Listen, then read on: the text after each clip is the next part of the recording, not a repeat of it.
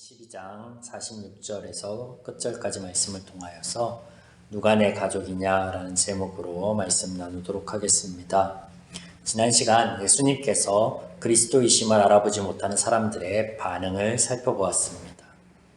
12장 22절에서 37절 말씀 안에서는 예수님께서 귀신 들린 이를 고쳐주심에 그가 바알세부를 힘입어서 귀신을 쫓아낸다라고 하는 종교 지도자들의 이야기를 살펴보았습니다.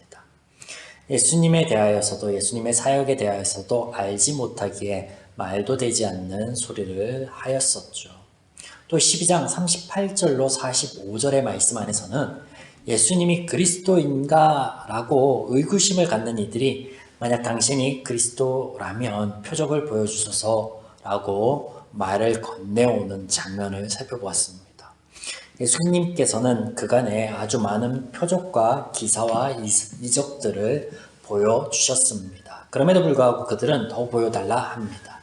이를 통해서 이는 보고 믿을 수 있는 문제가 아니다라는 것을 예수님께서 말씀하셨던 것을 보았습니다. 이 두 사건이 모두 예수님을 그리스도로 이 땅의 죄인들을 위해 오신 구세주로 알아보지 못한 결과들이었습니다. 오늘 본문 말씀을 보시면 예수님의 가족이 등장합니다. 예수님의 가족들은 그렇다면 예수님을 그리스도로 알아보았을까? 마가복음 3장 21절에 이런 말씀이 있습니다. 예수의 친족들이 듣고 그를 붙들러 나오니 이는 그가 미쳤다 함일라. 예수님의 가족들이 예수님의 사역을 보고 듣고 난 후에 이런 이야기를 합니다. 그가 미쳤다. 여러분, 어떤 한 사람을 가장 잘 아는 사람들이 있다라고 하면 누구나 가족을 떠올릴 것입니다. 그런데 예수님의 가족들은 가족 이전의 죄인이기에 하나님의 일이나 이런 그리스도의 사역을 알아볼 수가 없죠. 앞서 살펴본 다른 무리들과 다를 것이 없습니다. 예수님께서 그리스도로서의 사역을 마치시고 성령을 보증으로 선물로 보내주시기까지 제 문제에서 벗어나지 못한 인간은 누구나 마찬가지입니다. 그리스도를 알아볼 수 없다라는 것이죠. 서두에 이런 이야기를 꺼내는 이유는 오늘 나눌 말씀의 핵심이 되기 때문입니다. 본문을 보시면 예수님께서 종교 지도자들과 이야기를 나누는 중에 그의 어머니와 동생들이 예수께 말을 하려 밖에 섰음을 보고 한 사람이 이것을 알려옵니다. 이에 예수님의 반응이 이상합니다. 누가 내 가족이냐? 나의 가족은 하나님의 뜻을 행하는 이이다 라고 말씀하십니다. 늘 그렇듯 이 본문을 떼어보면 예수님께서 이렇게 말씀하시는 것이 좀 이상합니다. 왜 이상하냐면 상식적인 말이 아니기 때문에 그렇죠. 오히려 무사람들의 손가락질을 받을 만한 이야기이죠. 사람들의 일반적인 생각과 전혀 다른 반응, 가족들을 부인하고 있습니다. 반겨 맞거나 인사조차 하지 않습니다. 이유가 무엇일까요? 인성 문제는 아니겠죠. 네.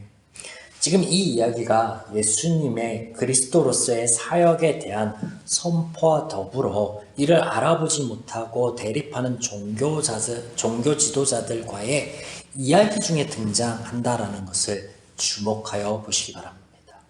본문의 구조와 이야기의 전개가 밀접한 관계가 있습니다. 그렇습니다. 서두에서 그리스도에 대하여 알아보지 못하는 죄인들, 그 죄인들의 이야기를 하면서 가족 이야기를 했었죠. 가족들도 죄인들이며 예수님에 대해서 알아보지 못한다라는 것. 네. 이렇게 연결하여 보지 못하면 성경 해석이 아주 엉뚱한 방향으로 갈 수 있습니다. 가장 흔한 오해가 바로 영적 가족이 혈연적 가족보다 더 중요하다라는 해석이에요. 또한 이를 뒷받침하는 구절로 본문과 더불어서 자주 언급되는 곳이 있다면 마태복음 10장 34절부터 37절 말씀이 되는데, 내가 세상에 화평을 주러 온 줄로 생각하지 말라. 화평이 아니요 검을 주러 왔노라. 내가 온 것은 사람이 그 아버지와 딸이 어머니와 며느리가 시어머니와 불화하게 하려 함이니 사람의 원수가 자기 집안 식구니라. 이 말씀은 기준을 어디 두느냐에 따라서 전혀 다르게 해석되어질 수 있습니다. 화평이 있는 곳에 검과 불화를 주겠다고 하십니다. 화평이라는 단어를 단순히 좋은 의미로 받아들인다면 그 공동체 안에 평화가 있고 행복이 있는 것으로 여겨서, 그래서 검과 불화는 그런 행복과 평화를 깨뜨리는 것으로 여겨집니다. 여기서 우리가 다시 기억할 것은 예수님은 그리스도이시다라는 것입니다. 많은 사람의 죄를 대속하기 위하여, 구원하기 위하여 오셨다라는 사실, 그리고 마태복음은 그러한 예수님에 대한 이야기 계시의 책이다라는 것입니다. 그래서 세상 가운데 있는 화평은요, 흔히 알고 있는 평화, 행복, 공동체 안의 단합 이런 의미가 아니에요. 세상 가운데 있는 화평, 죄의 결합을 의미하는 것이다 라고 전에 말씀을 드렸습니다. 때문에 마태복음 10장에 예수님의 말씀은 죄의 결합과 결속을 깨뜨리겠다라는 선언입니다. 여러분, 바벨탑 사건 때 하나님께서 사람들의 언어를 혼잡하게 하여 흩어놓으신 것을 떠올려 보십시오.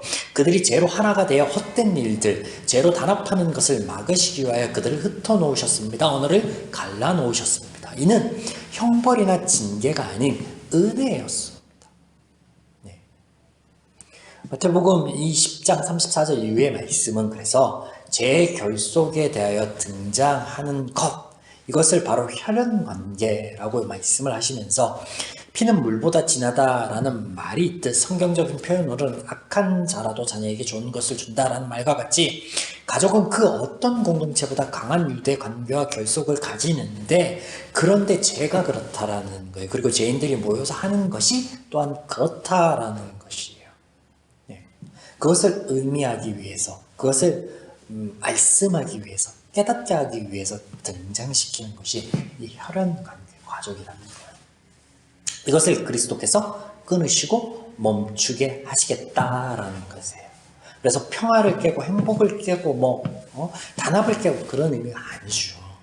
그래야 그들의 죄 가운데서 죽지 않을 수 있기 때문에 그래요. 죄인들이.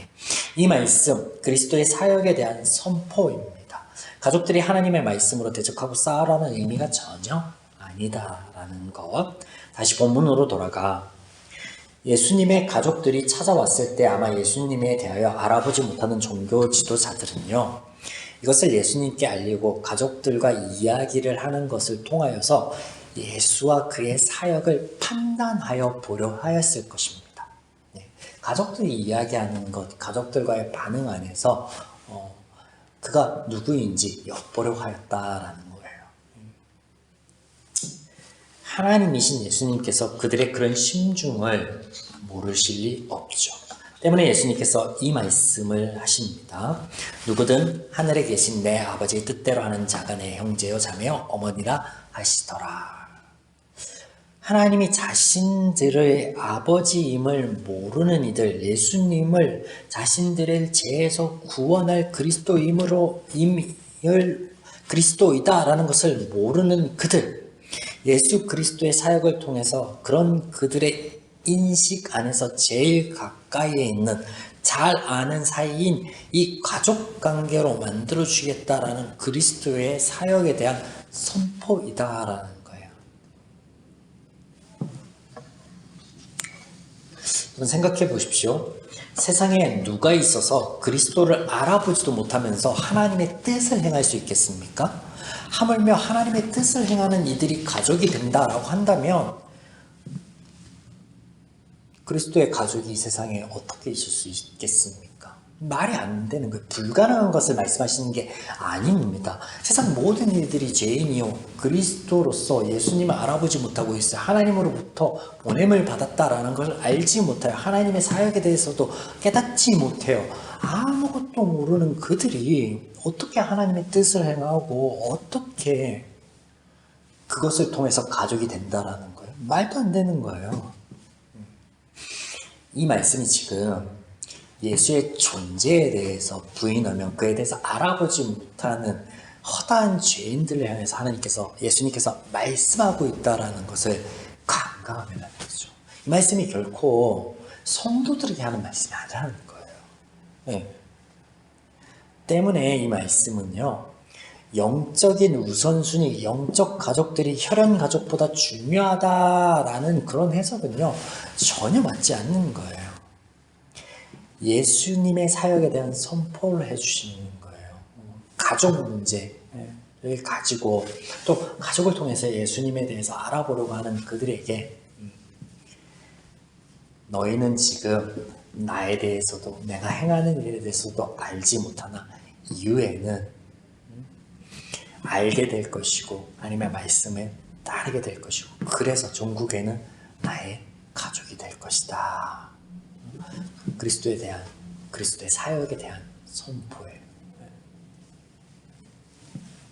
하나님께서 우리의 아버지이십니다. 그 아버지께서 우리를 위하여 일하시는 분, 역사하시는 분이다라는 이 사실 하나만으로도 오늘도 힘겨워하고 지친 우리의 삶 가운데 위로와 세임과 능력으로 다가오기를 주님의 이름으로 축원합니다.